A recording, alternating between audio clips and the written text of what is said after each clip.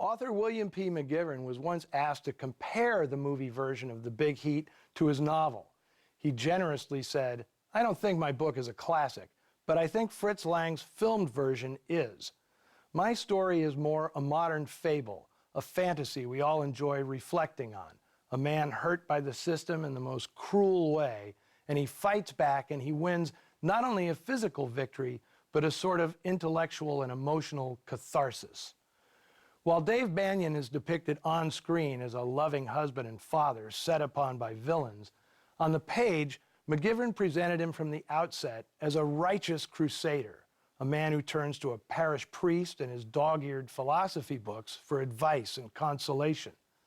The Banyan of the book deeply believes that there is an underlying order to the world and that man's inherent nature is good. After his wife's murder, his hell-bent quest for vengeance is depicted as a torturous moral struggle. He learns that there is an underlying order to the world, but it has nothing to do with inherent goodness.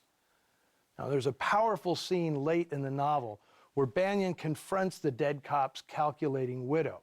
He's learned that she's extorting payoffs from both the cops and the crooks, using for leverage her husband's suicide note, which details Mike Lagana's bribery of police officials. Only in the event of her death will the note be made public. Now, in the book, Banyan just doesn't threaten her physically, he attempts to kill her. But at the last moment, he retains his humanity, lets her live.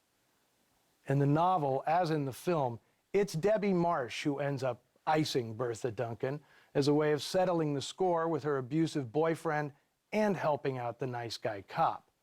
But there's a significant difference between the book and film versions, and that's where screenwriter Sidney Boehm earned his paycheck.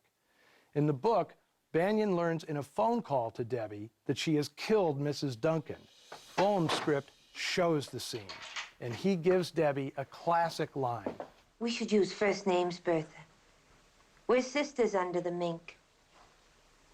You're not making any sense, Miss Marsh. Before she pulls the .38 from the pocket of her fur coat and blasts away.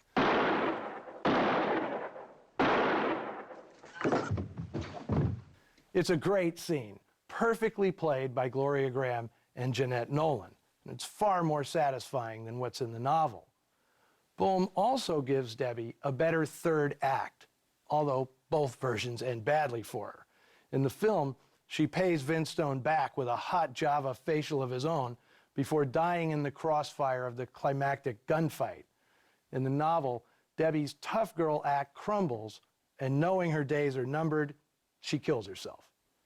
Debbie's death scene in the movie is all Sidney Boehm, and it's remarkable for being simultaneously tender and callous.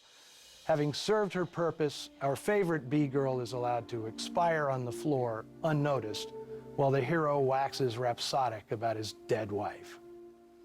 After creating a heroic cop in The Big Heat, McGivern made a specialty of dirty lawmen in his next books, all of which were turned into big screen noirs.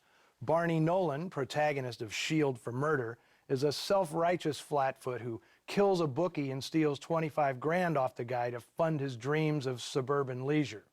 In Rogue Cop, a police detective takes payoffs from gangsters to support his lavish lifestyle. In Hell on Frisco Bay, a fallen cop released from prison after serving time for manslaughter goes after the mobster who framed him. Odds against tomorrow, a disgraced cop is so embittered by his paltry pension, he masterminds the robbery of a small-town bank.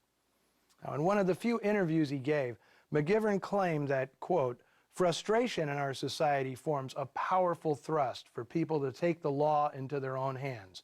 And while this is a tempting indulgence, I've tried to make it plain in my books that it never really works."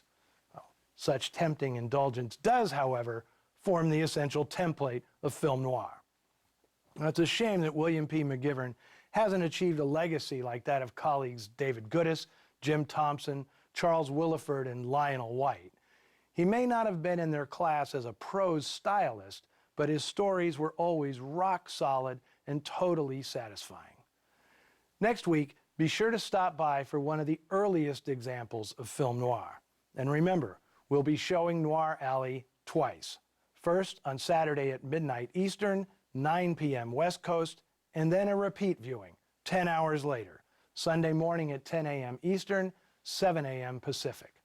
Until then, be part of the Noir Alley conversation on Facebook and Twitter, and visit the Noir Alley shop on the TCM website, where you can find all kinds of noir-oriented goodies, including coffee mugs. Trust me, you do not want to take it straight from the pot. See you back here next weekend.